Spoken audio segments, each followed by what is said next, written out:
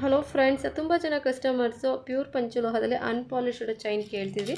So 4 design available ಇದೆ, ತೋರಿಸ್ತಿದ್ದೀನಿ ನೋಡಿ. ವಿಡಿಯೋ ಸ್ಕಿಪ್ ಮಾಡದೆ ಕೊನೆವರೆಗೂ ನೋಡಿ. ಇದು ಬಂದು ನಿಮಗೆ 24 ಇಂದ 26 ಇಂಚ್ವರೆಗೂ 2 ಸೈಜಲ್ಲಿ ಸಿಗುತ್ತೆ.